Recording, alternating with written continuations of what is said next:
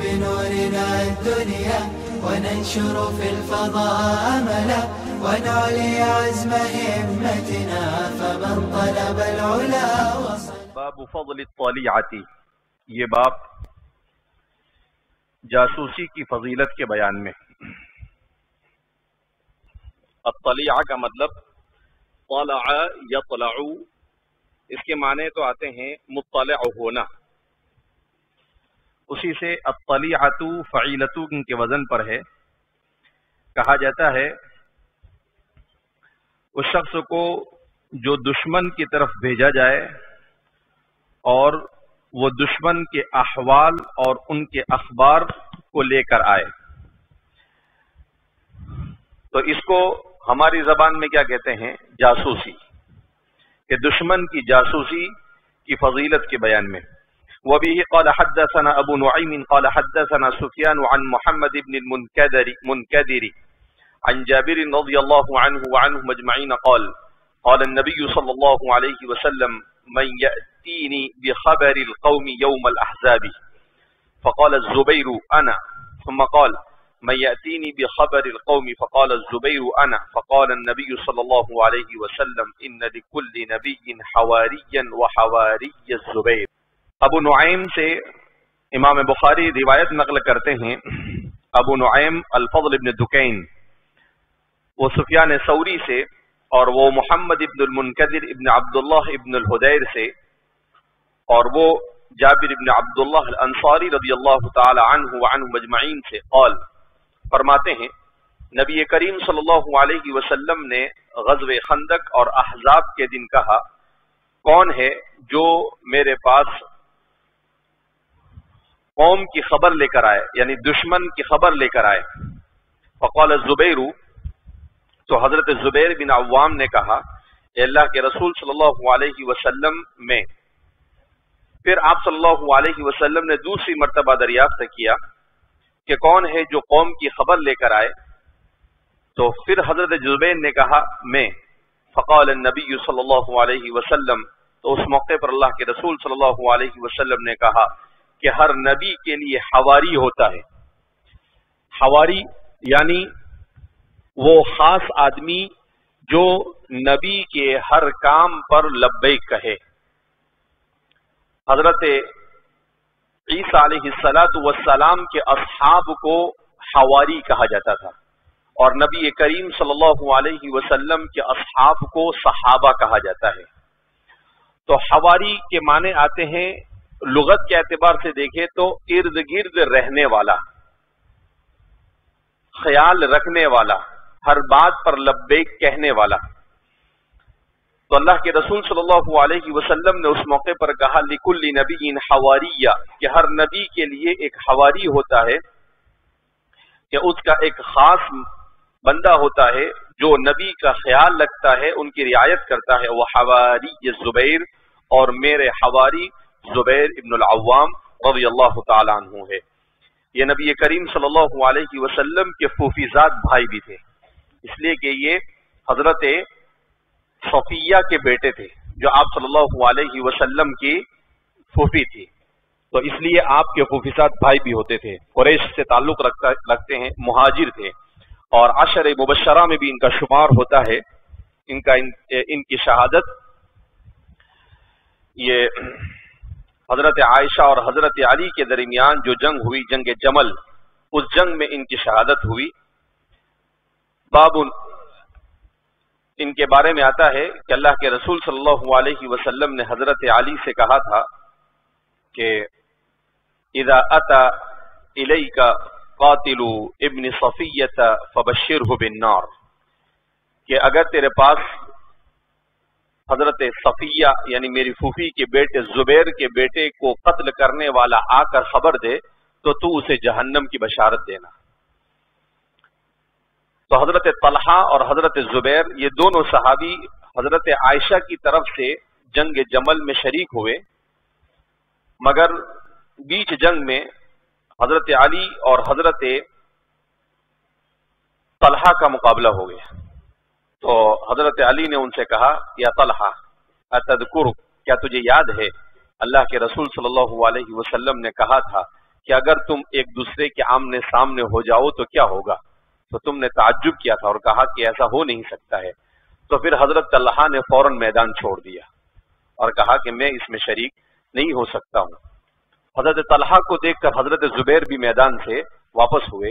یہ دونوں حضرات میدان سے واپس ہو گئے اور جنگ نہیں کرنا چاہتے تھے، مگر پھر بھی حضرت علی کے لشکر کے کچھ منچلے تھے، انہوں نے دونوں کو شہید کر دیا۔ حضرت طلحہ بھی شہید ہو گئے اور حضرت زبیر بھی۔ حضرت علی کے پاس حضرت زبیر کو شہید کرنے والا آیا اور کہنے لگا کہ قتلت عدوک، میں نے تمہارے دشمن کو قتل کر دیا۔ تو حضرت علی نے کہا ابشرک بالنار کما اخبرنی رسول اللہ صلی اللہ علیہ وسلم، میں تجھے جہنم کی بشارت دیتا ہوں جیسا کہ حضور نے مجھ سے کہا تھا۔ تو آپ نے اسے جہنم کی بشارت دی تو اس نے خودکشی کی اور مر گیا وہ۔ اسی لیے حضرات صحابہ کرام رضوان اللہ تعالی عنہم اجمعین کے درمیان جو بھی مشاجرات ہوئے اس میں کف لسان ہی انسان کے لیے بہتر ہے۔ باب هل يبعث الطلیعة وحدہ، کیا جاسوسی کے لیے کسی کو اکیلا بھیجا جا سکتا ہے؟ طلیعہ کا لفظ اگرچہ کہیں پر نہیں آیا ہے، مگر چونکہ اس کا استعمال ہوتا ہے اس طریقے سے جاسوسی کے لفظ کے طور پر اس کی جگہ پر مجازن، اس وجہ سے امام بخاری نے اسے یہاں پر استعمال کیا ہے۔ اور ترجمۃ الباب ہے من یأتینی بخبر القوم۔ اب بیان کر رہے ہیں کہ کیا اکیلے بھی کسی کو جاسوسی کے لیے بھیجا جا سکتا ہے، اس لیے کہ خطرے سے خالی نہیں ہوتا ہے، جاسوس ہمیشہ خطرے میں رہتا ہے، کبھی بھی اگر وہ پکڑ لیا جائے تو مار دیا جا سکتا ہے۔ تو فرمایا کہ اسلام کیا اس کی اجازت دیتا ہے یا نہیں؟ تو اس سلسلے میں روایت کو بیان کر رہے ہیں وَبِهِ قَالَ حَدَّثَنَا صَدَقَةُ بْنُ الْفَضْلِ قَالَ حَدَّثَنَا ابن عُيَيْنَةَ سفيان بن عيينة قال حدثنا محمد بن المنكدر أنه سمع جابر بن عبد الله الأنصاري رضي الله عنه وعنهم أجمعين قال ندب النبي صلى الله عليه وسلم الناس قال صدقة أظنه يوم الخندق فانتدب الزبير ثم ندب الناس فانتدب الزبير ثم ندب الناس فانتدب الزبير فقال إن لكل نبي حواريا وإن حواري الزبير زبير بن العوام۔ تو حضرت جابر بن عبداللہ فرماتے ہیں کہ اللہ کے رسول صلی اللہ علیہ وسلم نے غزوہ خندق کے موقع پر کہا ندبہ۔ ندبہ کے کیا معنی ہوتے ہیں؟ اس کے معنی ہوتے ہیں پکارنا، کسی چیز کی طرف دعوت دینا۔ یعنی آپ صلی اللہ علیہ وسلم نے جاسوسی کے لیے صحابہ سے دریافت کیا، کو یوں بھی کہہ سکتے ہیں۔ فقال صدقہ کہتے ہیں اظنہ یوم الخندق، کہ جابر ابن عبداللہ نے اگرچہ یوم الخندق کا ذکر نہیں کیا ہے لیکن میرا یہ ماننا ہے کہ یہ خندق کا واقعہ ہے، اور صحیح بھی یہی ہے کہ خندق ہی کا واقعہ ہے۔ فانتدب الزبیر، تو حضرت زبیر نے اس پر لبیک کہا۔ زبیر نے انتدب کیا، یعنی زبیر نے اس آپ صلی اللہ علیہ وسلم کے اس پکار پر اور آپ کے اس دعوت پر لبیک کہا، آپ نے اسے قبول کیا۔ فاجاب، انتدب کا مطلب۔ ثم ندب الناس، پھر آپ صلی اللہ علیہ وسلم نے لوگوں میں آواز لگائی جاسوسی کے لیے۔ فانتدب الزبیر، تو پھر حضرت زبیر رضی اللہ تعالیٰ عنہ نے اس پر لبیک کہا، پھر آپ نے آواز لگائی، پھر آپ نے حضرت زبیر نے لبیک کہا۔ فقال، تو آپ صلی اللہ علیہ وسلم نے کہا ان لکل نبی حواریہ، کہ ہر نبی کا حواری ہوتا ہے۔ وان حواری الزبیر بن العوام، اور میرے حواری زبیر ابن عوام رضی اللہ تعالی عنہ وارضاہ ہے۔ باب سفر الاثنین، یہ باب دو لوگوں کے سفر کے بیان میں۔ فقال ان لكل نبي باب سفر الاثنين وبه قال حدثنا احمد بن يونس قال حدثنا ابو شهاب عن خالد الحذاء عن ابي قلابة عن مالك بن الحويرث قال انصرفت من عند النبي صلى الله عليه وسلم فقال لنا انا وصاحب لي اذنا واقيما وليؤمكما اكبركما، کہا کہ سفر میں نکلے تو دو آدمی سفر کریں۔ اب یہاں پر سوال پیدا ہوتا ہے کہ عجیب و غریب باب قائم کیا امام بخاری نے کہ جہاد کا بیان چل رہا ہے اور باب لے کر آ گئے 2 آدمیوں کا سفر کرنا، تو آخر اس سے کیا مناسبت ہے؟ تو شرح فرماتے ہیں کہ مناسبت یہ ہو سکتی ہے کہ اللہ کے رسول صلی اللہ علیہ وسلم کے زمانے میں جو غزوات ہوتے تھے اور جو سرایا ہوتے تھے، تو ہر غزوے میں بڑی تعداد میں لوگ نہیں ہوا کرتے تھے، کبھی کبھی 1 2 3 4 لوگوں کو بھی آپ صلی اللہ علیہ وسلم کچھ لوگوں کے تعاقب میں بھیجتے تھے. جیسے سب سے پہلا سریۃ عبداللہ ابن جحشن وہ ہوا، تو اس میں کتنے مشکل سے 3 صحابہ تھے. اول سریۃ، سب سے پہلا سریہ جو مدینہ میں آنے کے بعد، تو وہ حضرمی تھے، مکہ کے قریش سے ان کا تعلق تھا، وہ تجارت کر کر شام سے جا رہے تھے، تو ان کے تعاقب میں نبی کریم صلی اللہ علیہ وسلم نے حضرت عبداللہ بن جحش اور ان کے ساتھ حضرت سعد بن ابی وقاص اور دوسرے 2-3 لوگوں کو بھیجا، تو وہ پورا سریہ ہو گیا. تو اس مناسبت سے کہ کبھی بھیجے تو 2 آدمی جائے، 2 سے کم ہونے چاہیے نہیں. تو اس مناسبت سے مصنف نے ہو سکتا ہے یہاں پر اس باب کو قائم کیا. امام بخاری اپنے شیخ احمد بن یونس کے حوالے سے بیان کرتے ہیں، الیربوعی الکوفی، وہ روایت کرتے ہیں ابو شہاب سے مراد موسیٰ بن نافع الاسدی عن خالد الحذاء، اور وہ خالد الحذاء سے، اور وہ ابو قلابہ سے عبداللہ ابن زید البصری، ابو قلابہ سے مراد عن مالک بن الحویریث، وہ روایت کرتے ہیں حضرت مالک بن حویریث رضی اللہ تعالی عنہ وعنہ مجمعین سے قال انصرفت من عند النبی صلی اللہ علیہ وسلم، میں نبی کریم صلی اللہ علیہ وسلم کی مجلس سے لوٹا، فقال لنا انا وصاحب لی، تو آپ نے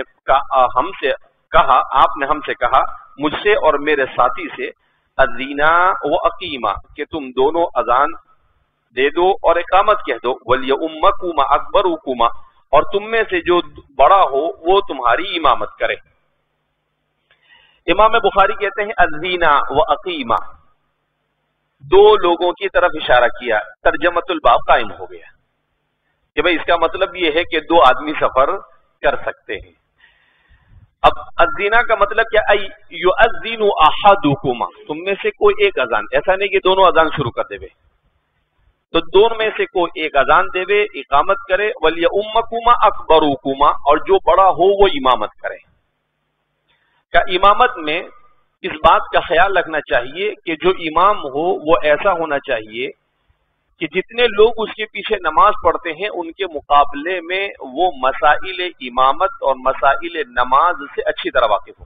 تو حضور نے فرمایا ولیؤمکما اکبرکما، تم میں سے جو بڑا ہو وہ امامت کرے. باب الخیل معقود فی نواصیہ الخیر الی یوم القیامہ، آپ صلی اللہ علیہ وسلم ارشاد فرما رہے ہیں، اسی سے باب کو قائم کیا، الخیل گھوڑا، معقود فی نواصیہ الخیر، اس کے ساتھ خیر لازم ہے قیامت کے دن تک. اصل میں ناصیہ کس کو کہتے ہیں؟ پیشانی کو.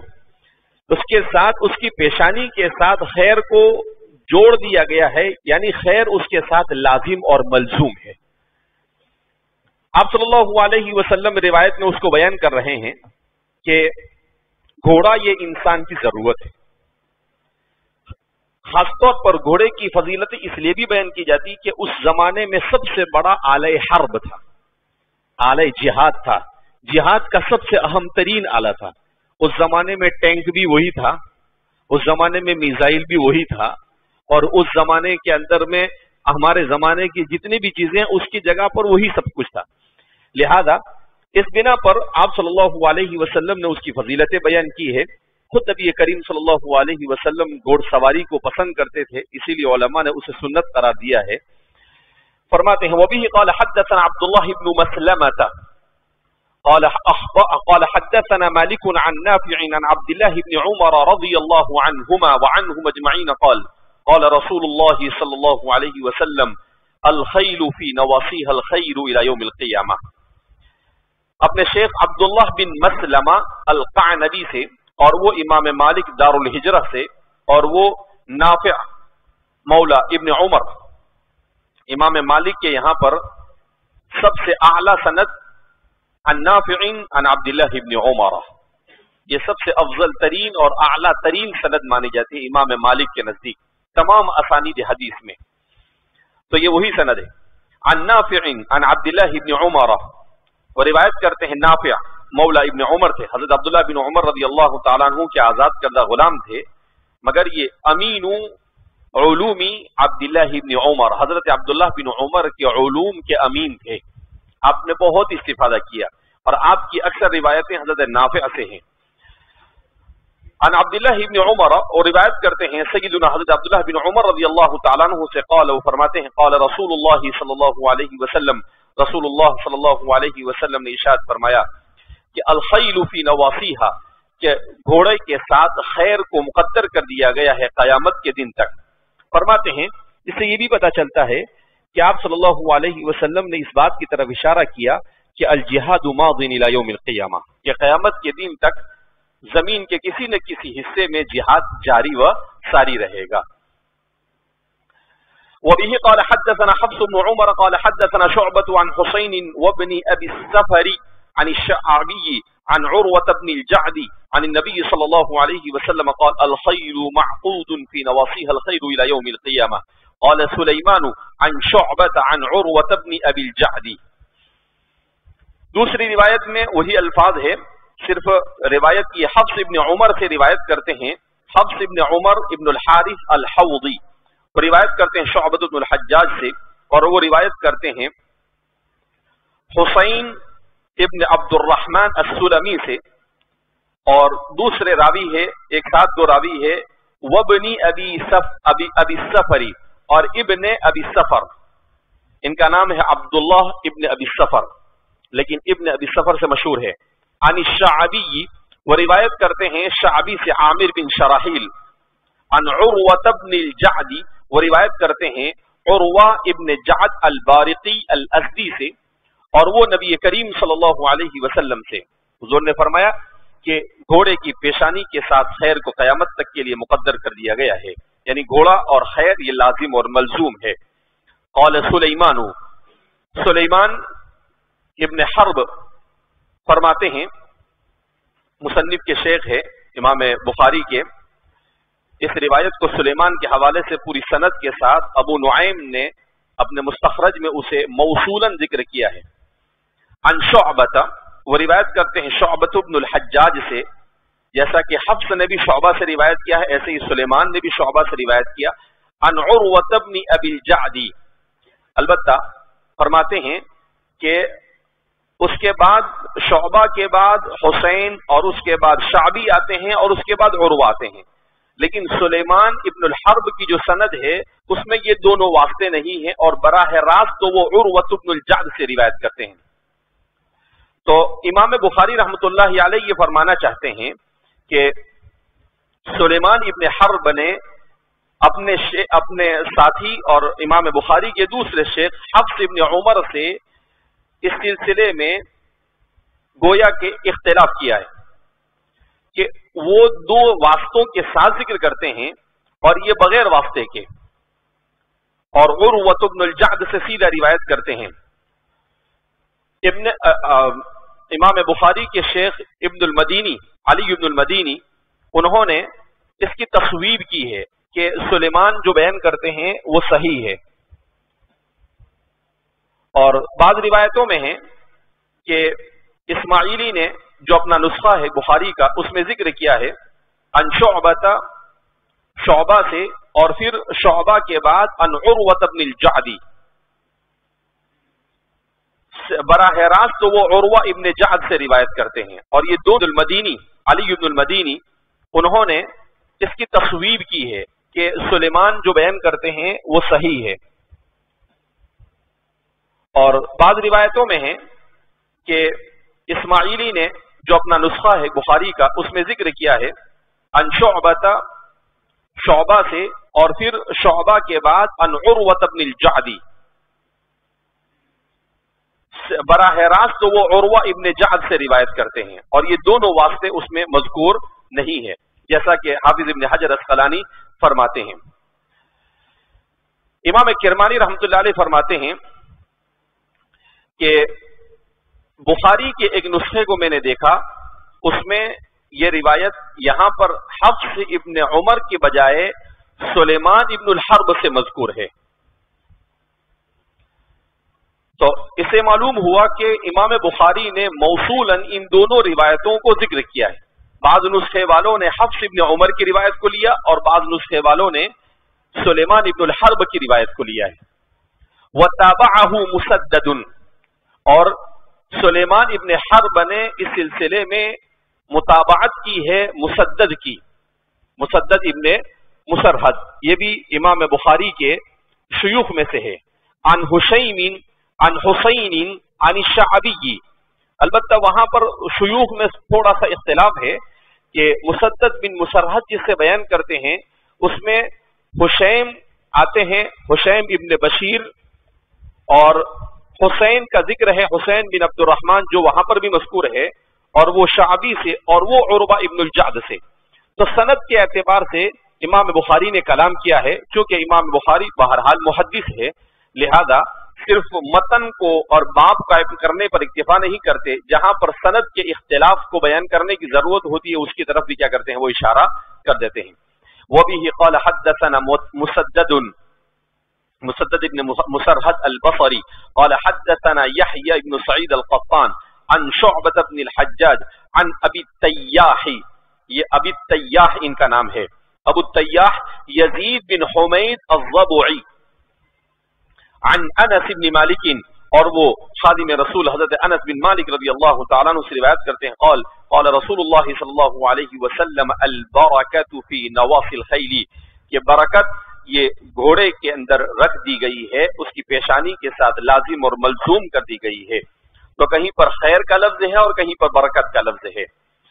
باب الجہاد ماض مع البر والفاجر، جہاد جاری رہے گا نیک لوگوں کے ساتھ بھی اور فاجروں کے ساتھ بھی. لقول نبی صلی اللہ علیہ وسلم الخیل معقود فی نواصیها الخیر الى یوم القیامہ، اس لیے کہ آپ صلی اللہ علیہ وسلم نے ارشاد فرمایا کہ گھوڑے کے ساتھ خیر کو لازم اور ملزوم کر دیا گیا ہے. تو فرماتے ہیں کہ آپ صلی اللہ علیہ وسلم نے جہاد کے ماضین کی طرف اشارہ کیا ہے اور امام عادل کی قید اس کے ساتھ نہیں لگائی ہے. تو امام بخاری نے اسی لیے اس لفظ کو یہاں پر دوبارہ مکرر ذکر کیا کہ حضور نے الخیل معقود فی نواصی الخیر الی یوم القیامہ مطلق بیان کیا ہے، کسی امام یا کسی نیک آدمی کے ساتھ اس کو آپ نے مقید کیا نہیں. اس سے معلوم ہوا کہ جہاد یہ جاری رہے گا، کبھی اچھے لوگوں کے ساتھ جہاد ہوگا اور کبھی مسلمانوں کو برے لوگوں کے ساتھ، یعنی خود ان کے امیر بھی ایسے ہوں گے کہ ان کے اندر برائیاں ہوگی مگر ان کے ساتھ بھی کیا کرنا پڑے گا، جہاد کرنا پڑے گا. وبه قال حدثنا ابو نعيم قال حدثنا زكريا عن عامر قال حدثني عروة البارقي ان النبي صلى الله عليه وسلم قال الخيل معقود في نواصيها الخير الى يوم القيامة الاجر والمغنم. تو فرماتے ہیں کہ ابو نعیم کے روایت، ابو نعیم فضل بن دکین اور وہ زکریا ابن ابی زائدہ، اور وہ روایت کرتے ہیں عامر الشعبی سے، اور وہ روایت کرتے ہیں عروہ ابن الجعد البارقی سے. نبی کریم صلی اللہ علیہ وسلم نے ارشاد فرمایا الخیل معقود فی نواصیها الخیر، کہ خیر یہ گھوڑے کے ساتھ مقدر کر دیا گیا ہے. پھر فرمایا قیامت کے دن تک، اور آگے فرمایا کہ الاجر والمغنم، اجر اور مغنم کیا مطلب؟ کہ اگر تمہیں کسی فاجر کے ساتھ بھی اصول جہاد کی رعایت کرتے ہوئے، شرائط جہاد کی رعایت کرتے ہوئے جہاد کرنے کی ضرورت پڑے تو فاجر کے ساتھ بھی آپ جہاد کرتے رہنا. کیوں؟ اس لیے کہ اس کا فسق و فجور اس کے ساتھ تمہیں اجر بھی ملے گا اور مال غنیمت بھی مل جائے گا. تو آخرت میں تمہارے اجر میں کسی قسم کی کوئی کمی واقع ہوگی نہیں. تو آپ صلی اللہ علیہ وسلم اسی طرح کے بہت سارے روایتوں کی وجہ سے اہل سنت والجماعت کا عقیدہ یہ ہے کہ مسلمان حکمرانوں کے خلاف خروج کرنے سے اجتناب کرنا چاہیے. کیسے بھی ہو. کیوں؟ اس لیے ان کے ساتھ خروج کرنا مزید خون خرابے کا باعث ہوگا.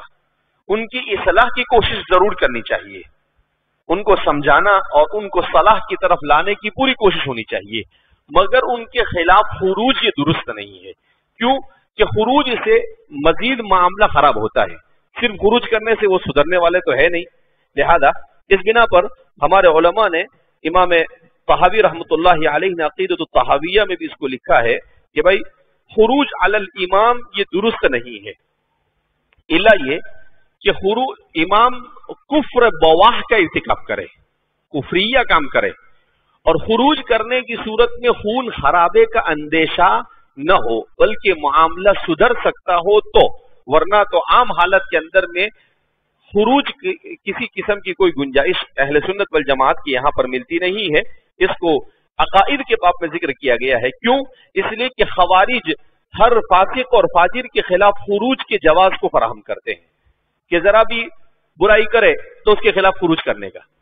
لیکن اسلام جب اپنے دشمن کے ساتھ انصاف کے بارے میں کہتا ہے، اس کا خامخواہ خون بہانے سے منع کرتا ہے، تو اپنوں کا خون بہانے کا حکم کیسے دے گا اسلام؟ کونوا قوامین للہ شہداء بالقسط، قرآن کہتا ہے ولا یجرمنکم شنآن قوم علی الا تعدلوا اعدلوا. عین میدان جہاد میں قرآن کریم کہتا ہے کہ مقاتل کے ساتھ قتال کرو، جو تمہارے ساتھ نہ لڑے وہ میدان میں آئے پھر بھی مت مارو اس کو. بچوں کو مت مارو، بوڑھوں کو مت مارو، راہبوں کو مت مارو. تو یہ ساری چیزیں تو انسانیت کے خون خرابے سے اسلام منع کرتا ہے. تو مسلمان کا جہاں پر خون خرابہ ہو سکتا ہو اس چیز کی گنجائش کیسے دی جا سکتی ہے؟ باب من احتبس فرسا فی سبیل اللہ. یہ باب اس چیز کے بیان میں کہ اگر کوئی آدمی اپنے گھوڑے کو اللہ کے راستے میں روک دے، یعنی اس کی پرورش کرے اور اس کو کھلا پھرا کر اللہ کے راستے میں لے جانے کے لیے کیا کرے؟ تیار کرے، اسے گھر پر بیٹھ کر کھلائے، اس کی فضیلت کے بیان میں. لقوله ومن رباط الخیل، قرآن کریم میں ہے ومن رباط الخیل ترہبون به عدو اللہ وعدوکم، کہ مسلمان بہرحال اس کو جہاد کی تیاری میں تو ہمیشہ رہنا چاہیے. تو کہا کہ قرآن نے اس کو بیان کیا ہے سورہ انفال کی آیت نمبر 60 میں ومن رباط الخیل، اور گھوڑوں کو باندھ کر رکھنا، کہ اپنے گھروں کے پاس گھوڑے ہونے چاہیے. اور جس زمانے میں یہ چیز نہیں ہے اس کی جگہ جس چیز نے لے لی وہ چیز ہونی چاہیے. لیکن یہ ان لوگوں کے لیے ہے جو عالم اسلام میں رہے اور وہاں پر جو دستور اور قانون بنایا گیا اس کے حد میں رہ کر، دستور اور قانون بنائے اس کے حد میں رہ کر. ایسا نہیں کہ آدمی کہیں پر بھی کچھ بھی کرنا کیا کر دے ہوئے شروع. موقع اور محل اور نزاکتوں کو جاننا کیا ہے؟ ضروری ہے. اسلام انسان کی عزت کو تحفظ فراہم کرتا ہے، انسان کی جان کو تحفظ فراہم کرتا ہے.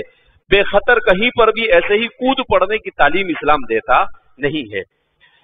تو لقوله ومن رباط الخیل، کہا کہ ومن رباط الخیل قرآن کریم نے اس کو بیان کیا اور اس کے آگے بیان کیا ترہبون به عدو اللہ وعدوکم. ایک بڑے مجاہد تھے فلسطین کے، جنہوں نے فلسطین میں سب سے پہلے جہاد شروع کیا تھا یہ اسرائیل اور یہودیوں کے خلاف.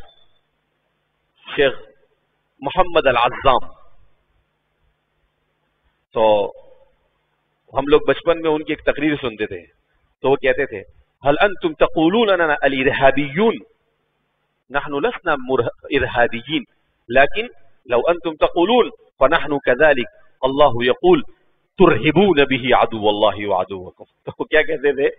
کہا کہ تم ہم کو ایسا کہتے ہو کہ تم ارہابی ہو، کہا تم دہشت گرد ہو. کہا کہ ویسے تو ہم نہیں ہیں، لیکن اگر تم بزد ہو ہمیں ارہابی کہنے پر تو ہم وہ والے ارہابی ہے جس کو قرآن نے بیان کیا ترہبون به عدو اللہ وعدوکم، کہ تمہارا رعب اور دبدبا ڈال دے گا اللہ دشمنوں کے اوپر. تو کہا وہ تو ہے ہی، ہم قرآن نہیں ہم کو کہا ہے. کہا دہشت گردی والے تو نہیں ہیں، لیکن ہمارا رعب دبدبا تو تمہارے اوپر کیا رہے گا. تو وہ اس طریقے سے کیا کرتے تھے، وہ اپنے تقریروں میں بیان کیا کرتے تھے. شہید کر دیے گئے تھے، عزام الشہید کہتے ہیں ان کو. وبه قال حدثنا علي بن حفص قال حدثنا ابن المبارك قال أخبرنا طلحة بن أبي سعيد قال سمعت سعيد المقبوري يحدث أنه سمع أبا هريرة رضي الله عنه وعنهم أجمعين يقول قال النبي صلى الله عليه وسلم من احتبس فرسا في سبيل الله إيمانا بالله وتصديقا بوعده فإن شبعه وريه وروثه وبوله في ميزانه يوم القيامة. اللہ اکبر.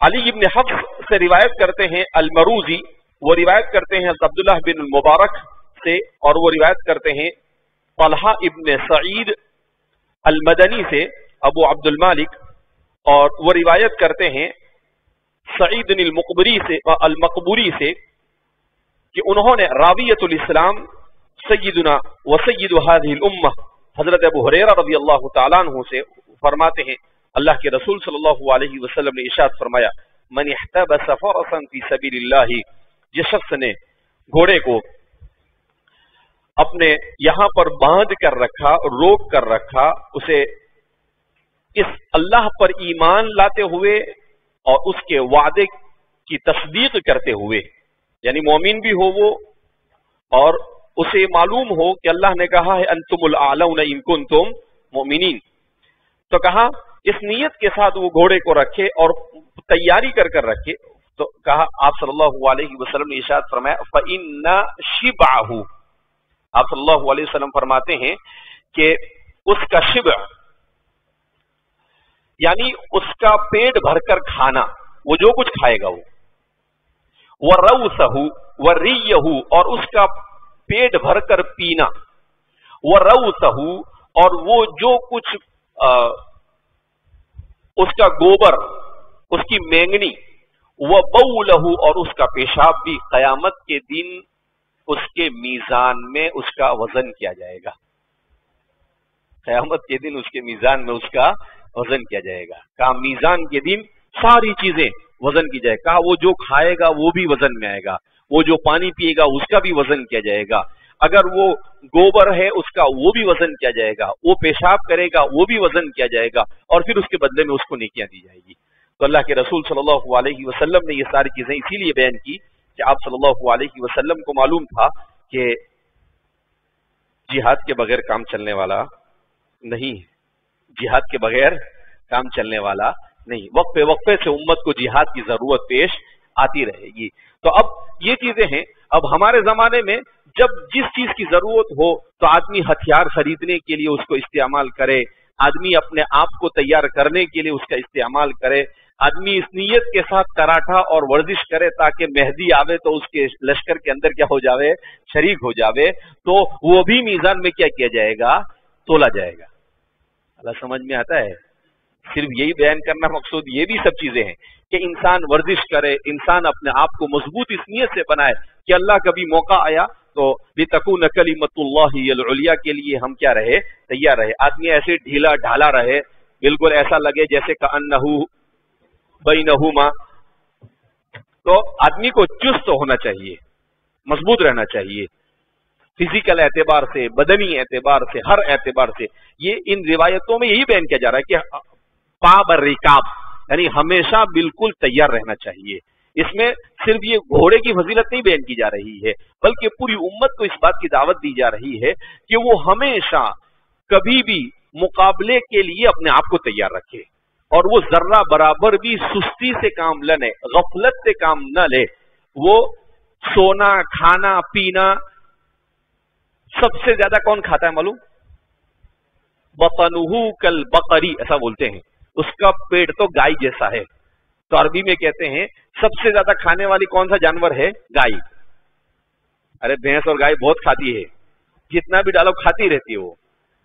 تو انسان کو اللہ نے کھانے کے لیے نہیں بنائے، انسان اس لیے بنایا گیا تاکہ اپنی آخرت کی تیاری کر کر یہاں سے جائے.